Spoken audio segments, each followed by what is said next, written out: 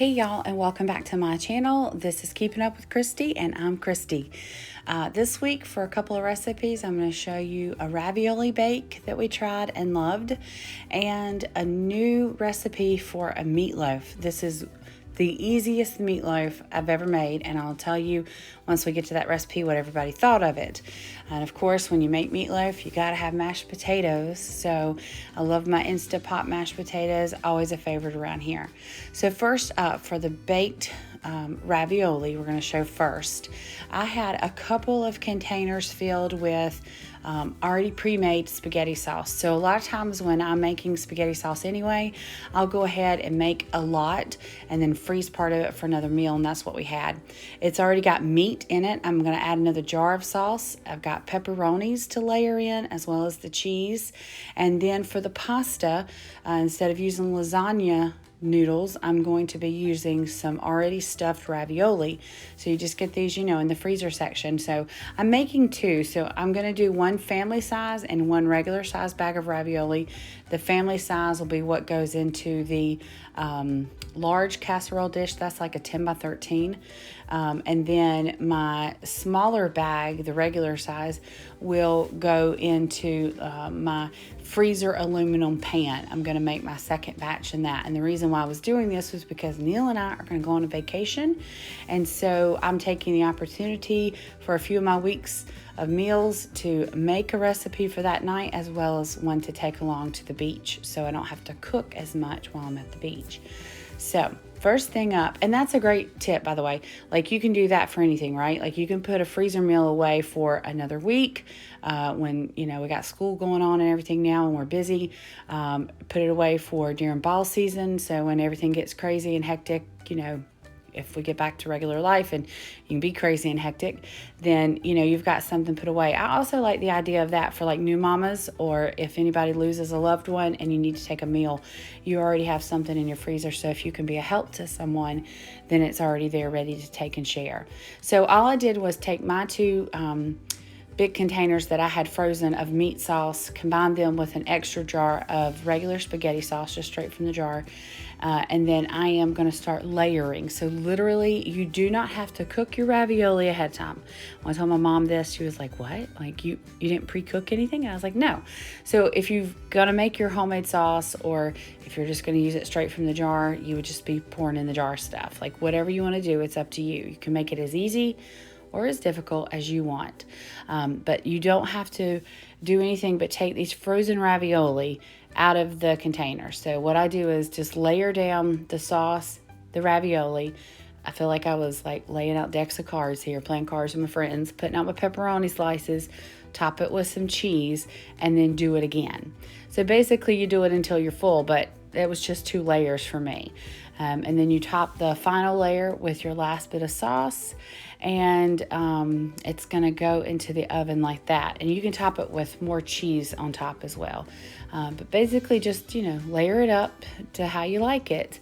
I threw in the pepperoni just because there was already ground beef in the sauce I was using, and I just thought pepperoni would make a nice addition to this recipe. And it was a mixed bag. Like part of the people in my house who ate it were like, oh, I like that pepperoni in there, that's my favorite part. And then the other part were like, why'd you put pepperoni in our pasta bake? Because I don't usually do that. So you never know what you're going to get sometimes when you're feeding your family. But they all know the rule. Mama made it, you eat it, and that's that. So we'll finish watching how I put these together.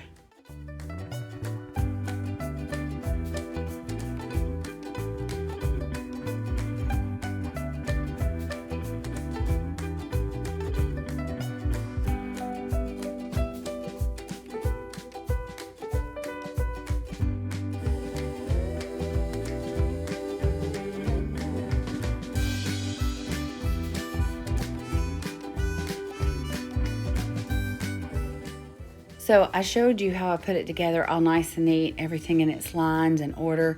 And this is the other way. You got options. I'm telling you, you can make it as easy or as difficult as you want. So for my to-go one that I was putting together for our beach trip, I just threw the pasta in a bowl, added in the pepperoni and the sauce. And then I added some more sauce into the bottom of my frozen food pan and put in a layer. added a little more sauce, or topped it with cheese.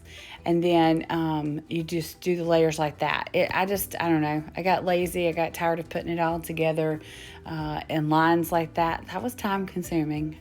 And so I just went ahead and just chunked it all in here. I heard Rachel Ray say one time that a lady called her recipes messipes because they just seem to be a mess, because a lot of times she'll just jumble them all up together. And she said she wasn't at all offended, that was just, that sounded about right for her. And I think that's my kind of cooking. It's a mess. It'll come out good. It'll taste great, but it can sometimes look like a mess. My kitchen will be a mess. It's just real life, y'all. Real life.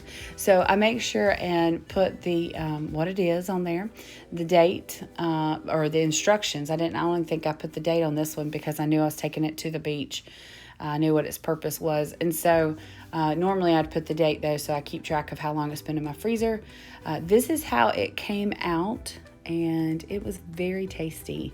So you just basically stick it in the oven at 350 degrees until everything is hot and bubbly. You want to cover it and then just uncover it for like the last 10 to 15 to let it get golden brown on top.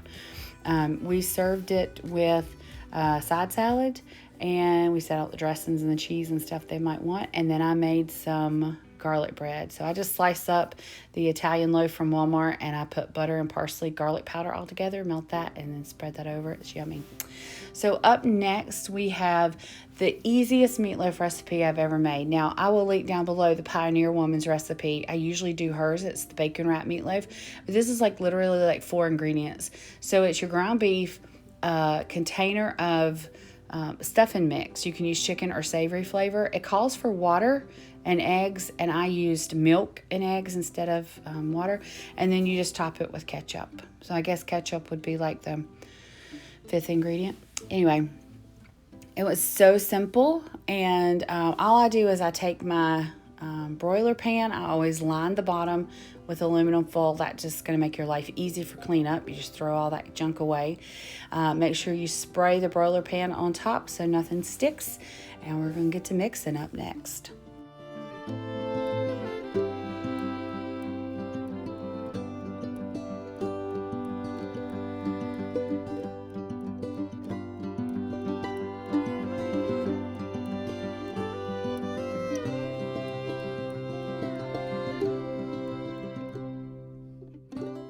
So I find a lot of my recipes from Food Network, and I follow the Pioneer Woman and Rachel Ray and different ones, but also, of course, Pinterest. You got to be on Pinterest and start your boards of what you want to cook. I mean, you've got to have ideas. You get tired of the same old stuff. And I thought, well, we haven't had a meatloaf lately, and this one was appealing to me because it was so simple, the amount of ingredients, and just the fact that it was a little bit labor intensive for the Pioneer Woman, the one that I usually do a lot of different ingredients, and this just seemed like, wow, that's easy. So you get all your flavor from that stuffing mix. Now, my crowd, again, was mixed reviews, because some are like, oh, I love stuffing mix, so that was cool that you put it in our meatloaf. And then there was others that was like, yeah, I like that one with bacon on it better. Well, of course you do, baby. So anyway, mixed bag, but again, they eat it. Mama made it, they eat it. So y'all see me make these before if you follow me and have been watching my videos. I love me some Instant Pot mashed potatoes. So you have your potatoes, your cream cheese, your butter, your half and half whole milk, heavy cream, whatever you got. And basically you just chop up all the potatoes that you want. About 3 or 4 pounds is what I usually do. And you just make sure that there's enough water to cover in your Instant Pot. Make sure and season that right there, because that's a good chance to get that salt locked into those potatoes. Otherwise, it takes forever to try to get it salty enough. And 3 minutes, that's what you set your Instant Pot for, and that just mind-boggling. Now, that's 3 minutes of actual cook time. And you see, I've had this tip before, lay you a towel on your little steamer pipe thing, because that thing can blow the water out of there. It's kind of crazy. It only does it when I make potatoes in there. Nothing else does it do that with me. But anyway, after they're done, it takes a while to come up to temperature, but once it comes up to temperature in there and gets its steam up, it's only going to take 3 minutes to cook. Then you release them, drain that water off, throw everything, the cream cheese, the butter, the milk, salt and pepper, all into your potato mixture, let them warm up. I mix it with a hand mixer, and that's it. I leave the lid on to keep it warm while we eat or get ready to eat. I call everybody to dinner. There's that meatloaf all done. We just did an easy frozen pan of biscuits. Take the help, girls, you know what I'm saying? And had some green beans. We even had some leftover dried pintos from the night before, so I heated those up. My mama loves them. And so she said, heat me them beans up. I'll eat them again. All right, Mama. So then there's our mashed potatoes, and you just keep it on warm there with the lid on. It works great.